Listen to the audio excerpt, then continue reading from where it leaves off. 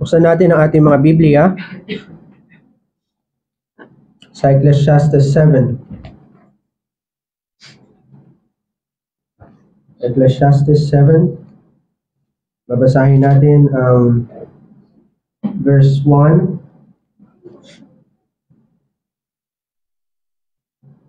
hanggang 14. Ecclesiastes 7 verses 1 hanggang 14.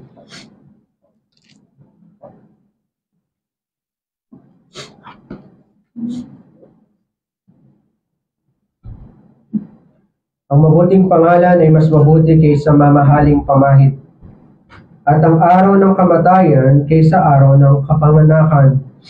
Mas mabuti pang magtungo sa bahay ng pagluluksa kaysa bahay ng pagdiriwang, sapagkat ito ang katapusan ng lahat ng mga tao, at ilalagak ito ng may buhay sa kanyang puso. Mas mabuti ang kalungkutan kaysa tawanan, sapagkat sa kalungkutan ng mukha ang puso ay sumasaya. Ang puso ng pantas ay nasa bahay ng pagluluksa, ngunit ang puso ng mga hangal ay nasa bahay ng kasayahan.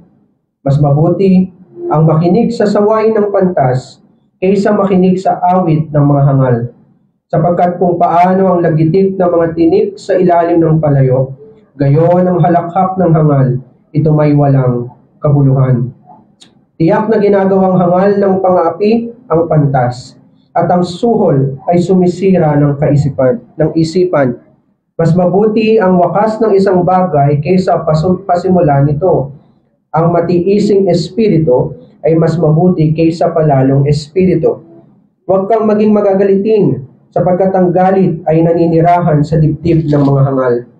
Huwag mong sabihin, bakit ang mga unang araw ay mas mabuti kaysa mga ito, sapagkat hindi mula sa karunungan na itinatanong mo ito. Mabuting gaya ng mana ang karunungan, isang kalamangan sa mga nakakakita ng araw, sapagkat ang pag-iingat ng karunungan ay gaya ng pag-iingat ng salapi, at ang kalamangan ng kaalaman ay iniingatan ng karunungan, ang buhay nang sa kanya'y may taglay. Isaalang-alang mo ang gawa ng Diyos, sinong makapagtutuwid sa ginawa niyang baluktot. Sa araw ng kasaganaan ay magalak ka, at sa araw ng kahirapan ay magsaalang-alang ka. Ginawa ng Diyos ang isa pati ang isa pa, upang hindi malaman ng tao ang namang bagay na darating pagkamatay niya. Pagpalain nawa ang pagkabasa ng salita ng Panginoon. Ang ating teksto ay nasa verse 5 hanggang 6.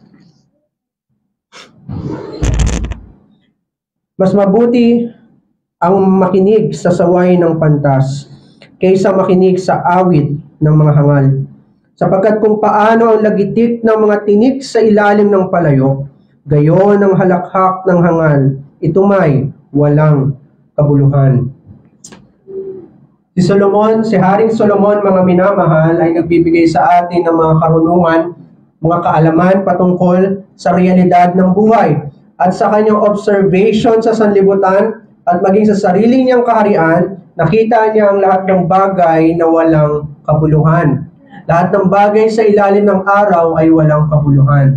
Nakita niyang walang kabuluhan ang lahat ng mga bagay, sapagkat ang mga bagay na ito ay sumisibol at umuusad mula sa prinsipyo ng kamatayan. Kaya paulit-ulit niyang binanggit ang bahay ng kalungkutan, ng pagluluksa, at paulit-ulit niyang sinasabi na mas mabuti pa ang araw ng kamatayan kaysa araw ng kapanganakan. At sinabi niya rin na, sabi niya dito, anumang bagay na darating pagkamatay niya. Sabi sa verse 14, na sadyang ginagawa ng Panginoon ang lahat ng ito upang turuan ng tao, upang ituon ng tao sa realidad ng kamatayan.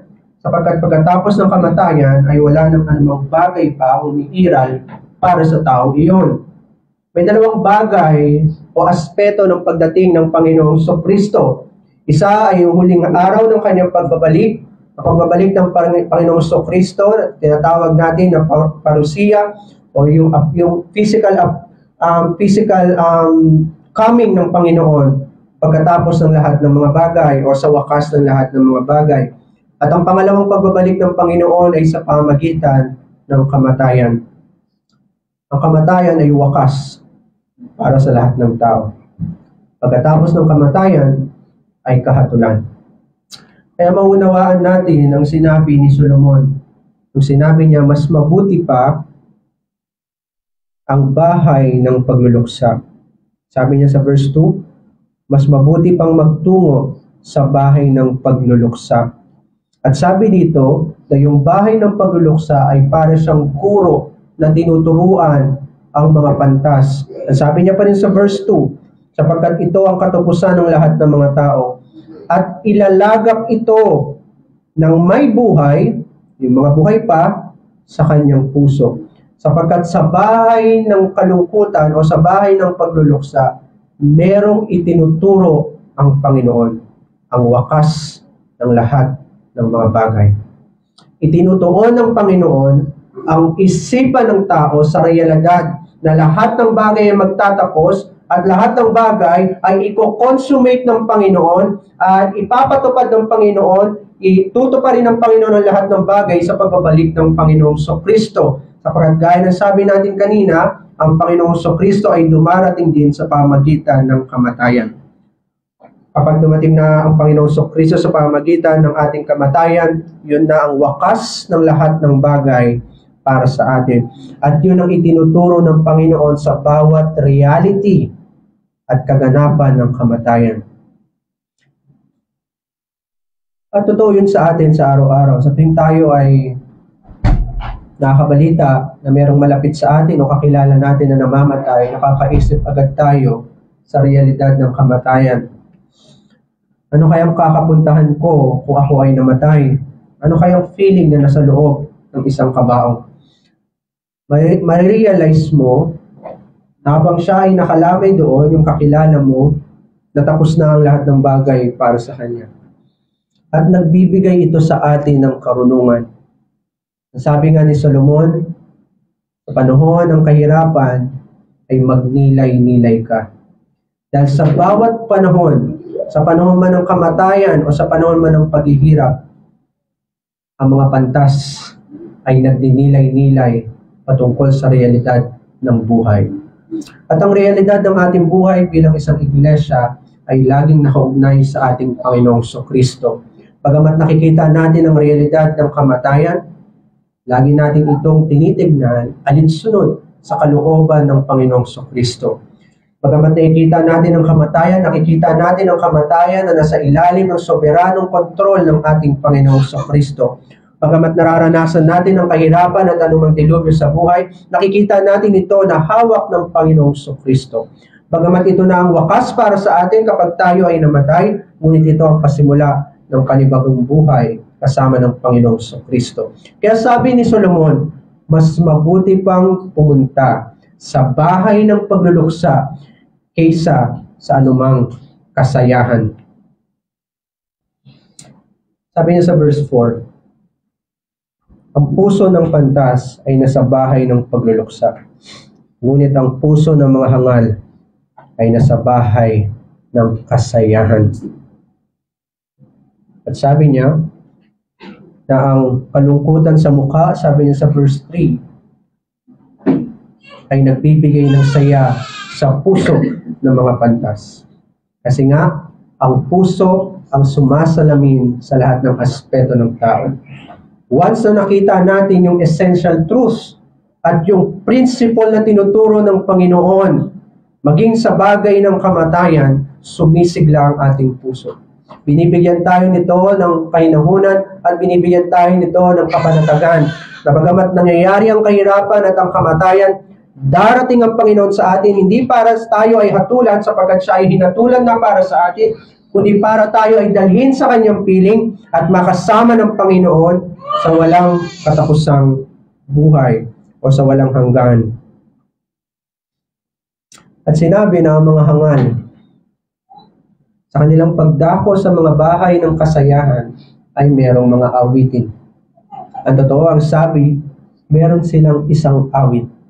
Meron silang awit sa kanilang puso. Ang tema natin sa umagang ito ang awit ng mga hangal, ang kanilang kahangalan. Pangalawa, ang kanilang walang lamang kagalakan o walang saysay na kagalakan. At pangatlo, ang kanilang nakakahumaling na ingay.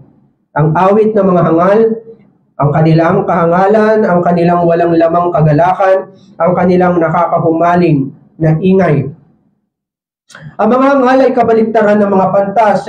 Yan ang sinasabi ng ating teksto. Sabi dito, mas mabuti ang makinig sa saway ng pantas kaysa makinig sa awit ng mga hangal.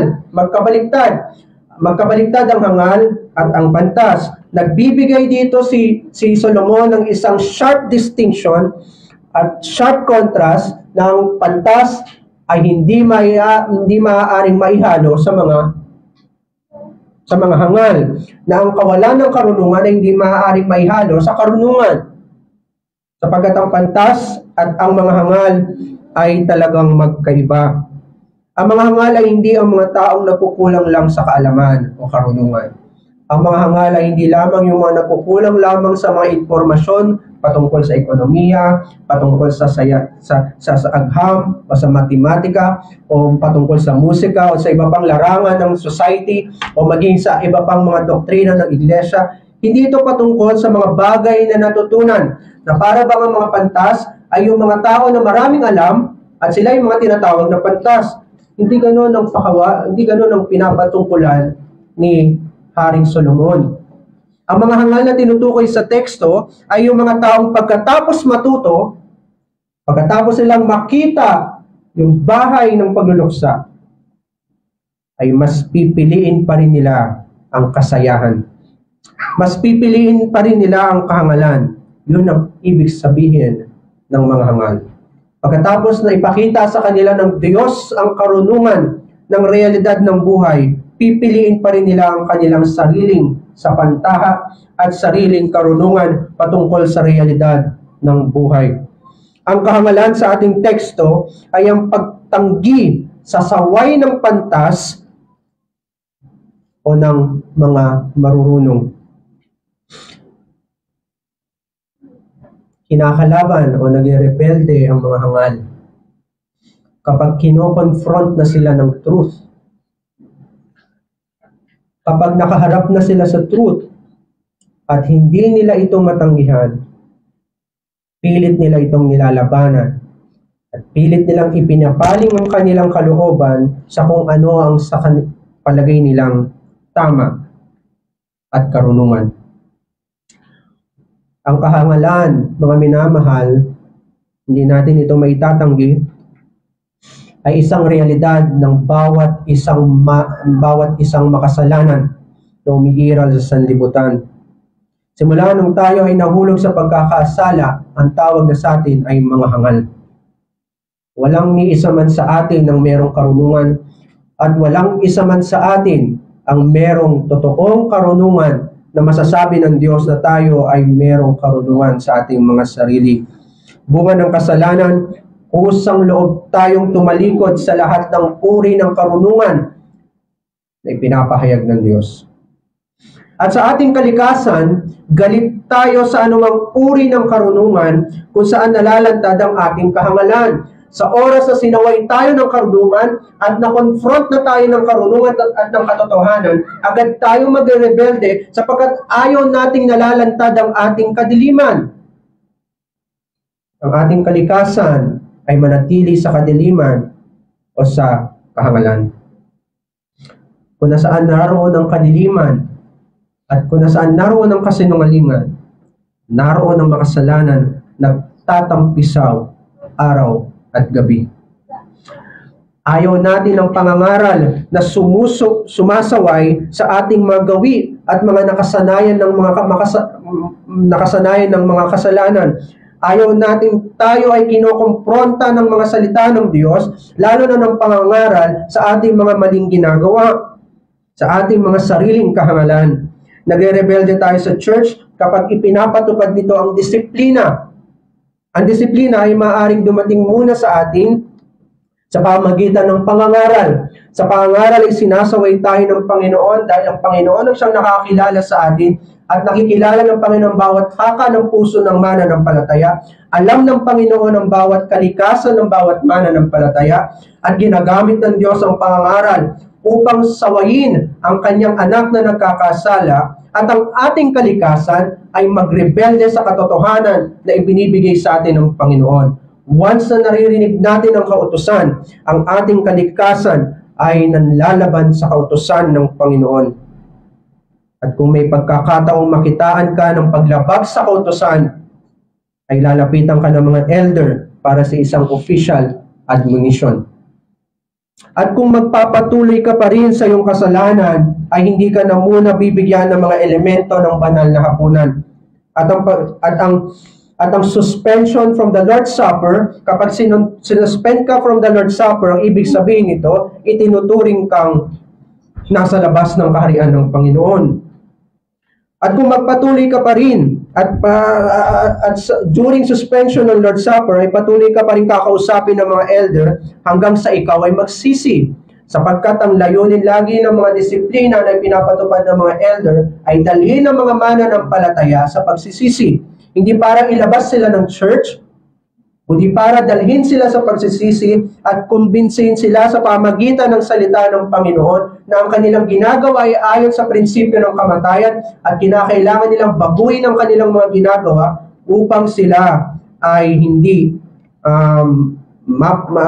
mapaalis ng iglesia ng Panginoon. Ngunit kung magmamatigas ka pa rin, ay iaanunsyo na ang iyong pangalan sa kongregasyon upang pati ang iyong mga kapatid ay makisangkot na sa iyong disiplina. At kung sa kabila ng lahat ng ito, ay hindi ka pa rin magpapatuwid, ay ititiwalag ka na sa iglesia at ituturing ka ng hindi mananampalataya. Sa kabila ng bawat pagsaway ng pantas, mas pipiliin pa rin ng hangal ang kamangmangan. Sa kabila ng malinaw na kapahamakan sa dulo ng daan na kanyang nilalakaran, ay mas pipiliin niya pa rin ang daan ng kamatayan. Ganun ang hangal. At kung ang pag-uusapan ay ang ating kalikasan, mga minamahal, lahat tayo ay may ituturing na hangal.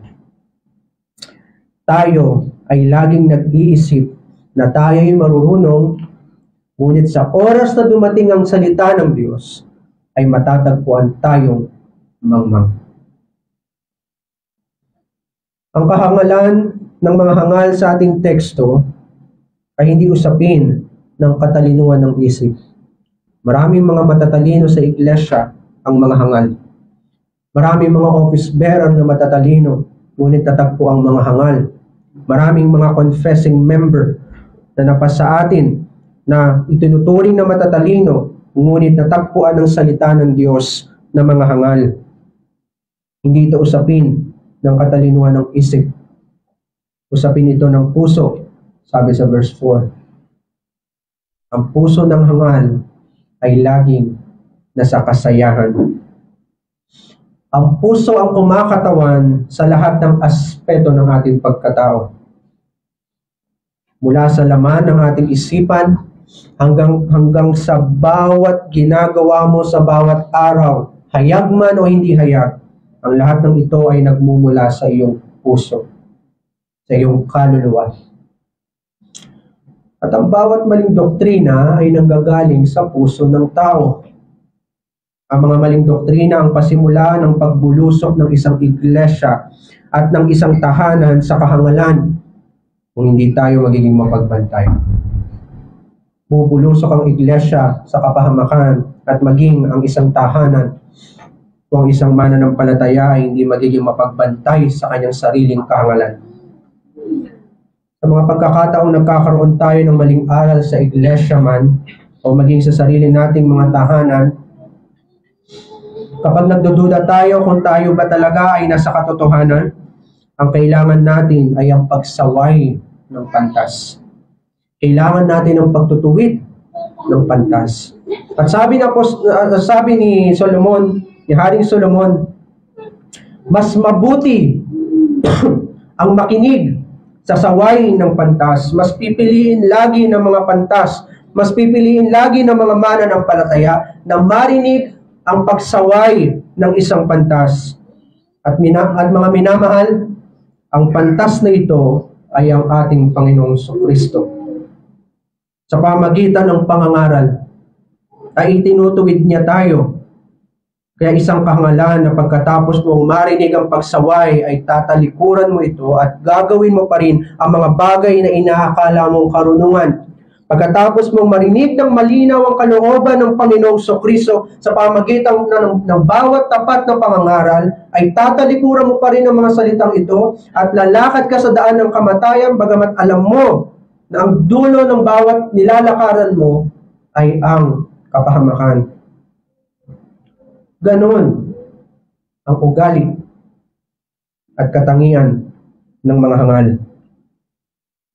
Bagamat hindi sila bingi, ngunit ang kanilang mga puso, sapagkat ito ay nababalot ng kahangalan, ay hindi sinasaalang-alang ang mga salitang kanilang naririnig. Ang mga hangal, sabi sa ating teksto, ay may awit. Sabi dito, mas mabuti ang makinig sa saway ng pantas kaysa makinig sa awit ng mga hangal. Mula sa kaibuturan ng kanilang puso ay umaawit ang mga hangal. At ang kanilang pag-awit ay pagpapahayag ng kanilang kagalakan at bawat emosyon na kanilang nadarama, bunga ng kanilang kahangalan. Ang salitang awit sa teksto ay nangangahulugan ng tula o mga salitang nilagyan ng sukat at musika. Isa itong bagay na maingat na pinag-isipan at nilikha ng may buong damdamin. Kaya ang isang awitin ay kaya nang dalhin ang emosyon ng isang tao. Kaya niyang impluwensyahan maging ang paniniwala ng isang tao sa pamagitan lamang ng mga awitin.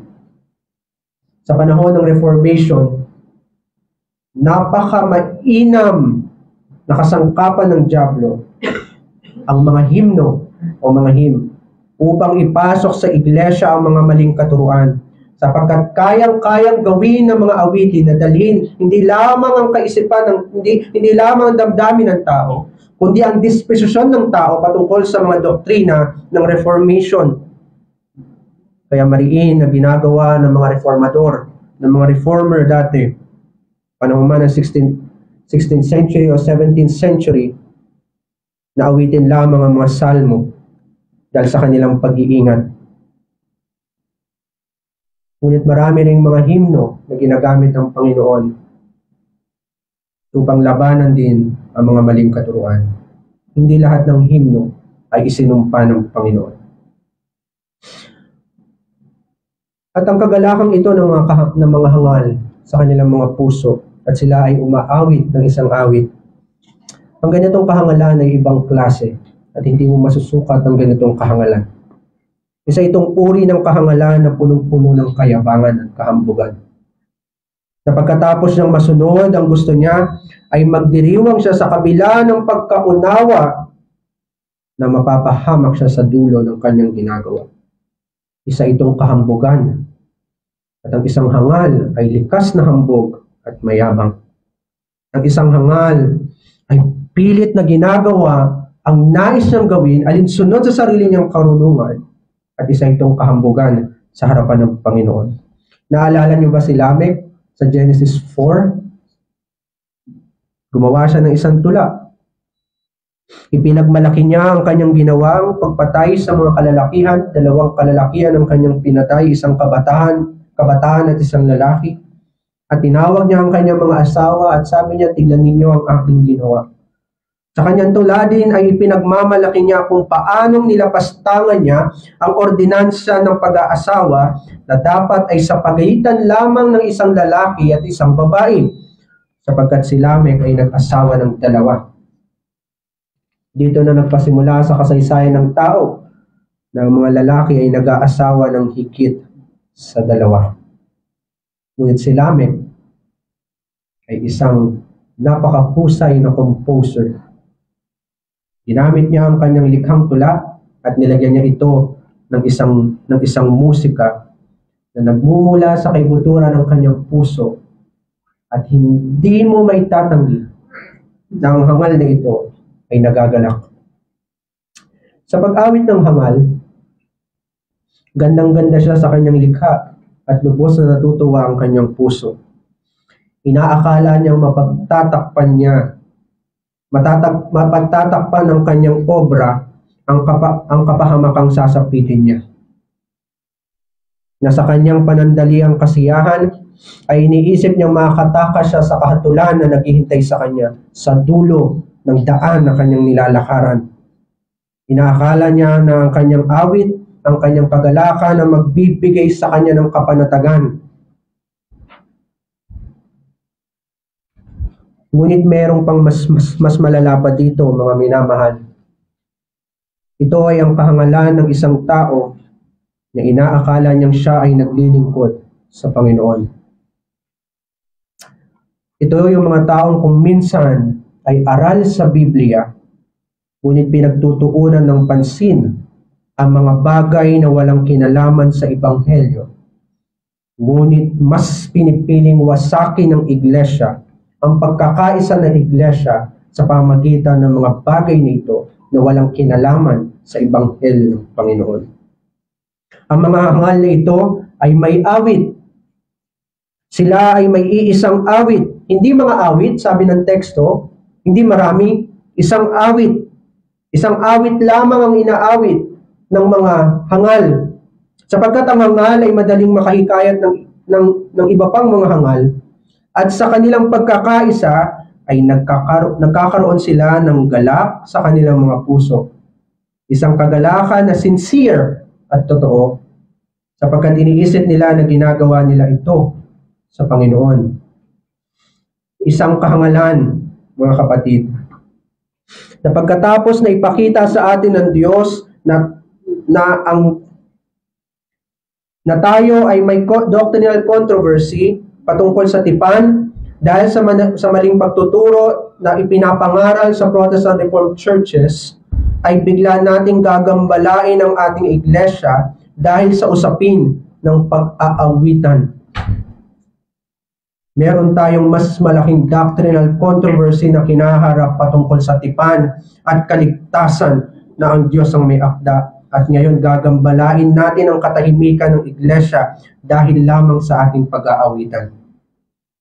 Gaya nga ng sabi ng teksto, ang mga hangal ay meron lamang isang awit. Pagkatapos na sila ay magkaisa, magkakaroon sila ng isang adhikain, isang awitin na inaakala nilang paglilingkod sa Panginoon. Bigla tayong mag-iingay na dapat ay ganito ang inaawit sa iglesia. Gayon alam naman natin ito ay usapin ng Christian liberty sa loob ng iglesia. Na pagkatapos ipakita ng Panginoon na meron tayong malaking doktrina na dapat labanan, ay mag-iingay tayo na dapat ganito ang inaawit ng iglesia, kahit alam naman natin na ito ay bahagi ng ating Christian liberty. Ang bawat iglesia ay may kalayaang pumili ng kanyang aawitin, ito man ay salmo o mga himno o mga spiritual na awitin. Ang usapin ay kung sa mga awiting kanyang pinipili ay naroon ang salita, kung naroon ba talaga ang salita ng Diyos. Hindi usapin ko anong inaawit mo, usapin dito ay naroon ba talaga ang salita ng Diyos. Naroon ba ang katotohanan ni Kristo? Kung naroon ang katotohanan ni Kristo sa mga salmo man o sa mga himno o sa mga spiritual na awitin, anong dahilan natin upang isipin na tayo ay nagkakasala kapag hindi salmo ni David ang ating inaawit bilang elemento ng ating panambahan? Kung naroon ang salita ng Diyos, anong dahilan natin upang ipagbawal ang pag-awit ng praise God from whom all blessings flow? Isang kahangalan na gawing essential doctrine ang pag-aawitan na para bang mas mahalaga pa ito kaysa sa pangangaral ng Panginoon.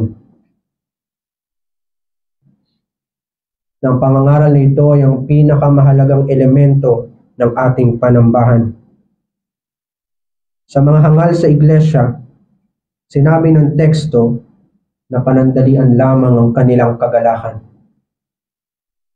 Ang sabi sa ating teksto, sapagkat, sabi sa verse 6, sapagkat kung paano ang lagiktik ng mga tinik sa ilalim ng palayok, gayon ang halakhak ng hangal, ito may walang kabuluhan. Ang halakhak daw ng mga hangal ay parang lagitik ng mga tinik sa ilalim ng palayok. Ang mga tinik na sinusunog ay lumalagitik at nagke-create ito ng isang tunog. Ngunit mapanandalian lamang ang mga tinik na ito. Mauupos sa mga tinik at mawawalan ito ng saysay sa ilalim ng mga palayok. Ang sabi ni Solomon, ito may walang kabuluhan. Darating ang araw na mawawalan ng kabuluhan ng kanilang mga ginagawa, ng mga hangal na ito, lalo na ng mga hangal na nasa loob ng iglesia. Darating ang panahon na ang kanilang mga ginagawa ay makikita nila na walang kabuluhan sa ilalim ng pamamahala ng ating makapangyarihang hari. Papatunayan ito ng Panginoong Kristo. At gaya na sabi natin kanina, meron dalawang uri ng pagbabalik ang Panginoon. Kinalimutan ng mga hangal na ito na ang Panginoong Kristo ay hindi lamang nagbabalik sa pamagitan ng kamatayan, kundi magbabalik ang Panginoong Kristo sa pamagitan ng kanyang pangalawang pagbabalik, kung saan ipapahayag niya ang kanyang kaharian ng may lubos na kaluwalhatian at wawasakin niya ang anumang kasinungalingan at kahangalan. Nakalimutan ito ng mga hangal. Kaya nga sabi ni Solomon, mas mabuti pa sa bahay ng pagluluksa. Kung pumupunta sila sa bahay ng pagluluksa kung saan naroon ang pagtuturo, hindi nila kakalimutan ang pagbabalik ng Panginoon bilang isang matagumpay na hari. Patutunayan ito ni Kristo na sa kanyang pagbabalik, wawasakin niya ang lahat ng kasinungalingan at kahangalan at itatatag niya ang isang kaharian na puspos ng katuwiran at ng katotohanan. Sabi ni Pablo, sa panahon ngayon ay tumitingin tayo sa isang salamin na isang malabo pa, pero sa pagbabalik ng Panginoong Kristo, ang lahat ng mga salamin ito ay magkakaroon ng linaw at papahirin ng Panginoon ang lahat ng kasinungalingan sa ating mga mata. At makikita natin ang lahat ng katotohanan, na ang lahat pala ng katotohanan ay nakasentro lang sa ating Panginoong Kristo, wala nang iba. Ngunit ang mga hangal, pilit na inaalis ang ating paningin mula sa ating Panginoong Kristo at dadalhin ito sa kanilang kasiyahan, sa kanilang pag-aawitan, na para bang sila ay naglilingkod sa Panginoon. Ang mga hangal ay humahalakhak, sabi ng teksto. Hindi lamang sila nag-aawitan, sumisigaw sila ng mga awit na may buong kagalakan. At alam natin ang bawat kagalakan ay nakakahumaling. Ang mga hangal ay halakhak at ang kanilang halakhak ay nakakahumaling. At sa kanilang pagdiriwang, marami ang nauhumaling, lalo na kapag ang pagdiriwang na ito ay nababalutan ng mga masasayang awitin. Mga salitang ubod ng ganda na madaling makahikayat ng mga mahihina. Mga salitang nababalutan ng mga reform term para mahikayat ang mga mahihinang reform believer. Mga salitang inilulunsad ang kilusan para daw sa salita ng Diyos. At madaling itong nahihikayat ng marami sapagkat ang awit ng mga hangal ay isang awiting masigla. Isang awiting nagpapakita na huwag ka nang pumunta sa katotohanan o sa bahay ng pagluluksa. Pumunta ka dito sa kasiyahan kung nasaan narito ang tunay na karunungan na kami mismo ang may akda. At para sa mga mahihinang mga mananampalataya, ang mga salitang ito ay madaling makakahikayat. Ngunit sabi ni Solomon, maging ang bagay nito ay walang kabuluhan. Huwag nating kakalimutan na ang halakhak ng mga hangal ay inahalintulad sa lagitip ng mga tinik sa ilalim ng palayok. Lilipas ang mga ito. At kung tayo ay masisila dahil sa kanilang kahangalan at masisila sa kanilang mga magagandang mga awitin at paglulunsad ng mga kilusan para daw sa salita ng Diyos, kasama tayong mapapahamak kagaya nila. Maging mapagbantay tayo mga kapatid. Ang mga hangal ay naglipana hindi lamang sa sanlibutan at mas nakakatakot na ang mga hangal sa sanlibutan ay nakapasok na sa iglesia. Kahit ang ating mga sarili ay ating bantayan na baka sa halip na hanapin natin ang karunungan, ang bahay ng pagluluksa kung saan naroon ang karunungan, ay papaling lagi tayo sa bahay ng kasiyahan na walang kahit anong bahid ng karunungan. Bantayan mo rin ang iyong sarili. Baka sa iyong mga pagdududa sa ating mga doktrina, sa ating mga biblikal na doktrina, sa ating mga reform distinctive, ay malinlang ka na ng halakhak at pagsasaya ng mga hangal. Lilipas ang mga hangal, mga kapatid. Maging ang kanilang awit at mga halakak ay lilipas din. Walang permanente sa sanlibutan ito. Lilipas ang lahat ng bagay. At alam natin na lilipas ito, hindi lamang sa pamagitan ng kanilang kamatayan, dahil sa kanilang kamatayan, uusad pa rin ang kanilang kahangalan. Meron silang mga isusulat ng mga artikulo at mga libro patungkol sa kanilang kahangalan at hindi matatapos yun. Lilipas lamang ang kanilang kahangalan at ang kanilang pag-aawitan sa pagdating ng Panginoong Kristo. Bagamat kailangan nating magtiis sa ngayon at labanan ang mga hangal na ito at alalayan ng mga kapatid natin na nagkukulang sa karunungan at patuloy tayong magturo sa ating mga kapatid na ito patungkol sa mga bagay na mahalaga sa iglesia. Ang lahat ng mga ito ay lilipas din, mga kapatid. Darating ang araw kung saan ang mga hangal ay pupuksain ng Panginoon at ililigtas naman niya ang kanyang bayan na pinuspos ng karunungan ng Ebanghelyo. Tanging ang mga pantas lamang ang ililigtas ng Panginoon. Kaya nang sabi natin kanina, ang pantas na ito ay ang ating Panginoong Kristo. At kaugnay sa ating Panginoong Kristo ay ang kanyang iglesia na kanyang pinuspos ng karunungan, at ang tawag sa mga mananampalatayang ito ay ang mga pantas. Sa pamagitan ng pulpitong ito, ipinapangaral sa atin ang karunungan ng Diyos. At sabi ni Pablo, hindi ko ikinubli sa inyo ang karunungan ng Diyos. At sabi ni Pablo, sa kalagitnaan natin sa pamagitan ng pangangaral, ay ipinako sa krus, harap-harapan ay ipinako si Kristo sa krus sa ating harapan sa pamagitan ng pangangaral. Sabi ni Pablo, ang kahangalan ng krus ay ang karunungan tungo sa kaligtasan. Amen. O Diyos naming makapangyarihan sa lahat, salamat po sa inyo pong pangangaral sa amin sa umagang ito. Salamat, Panginoon, na nakita namin na ang pinakamahalagang bagay sa sanlibutan ay ang makilala ka.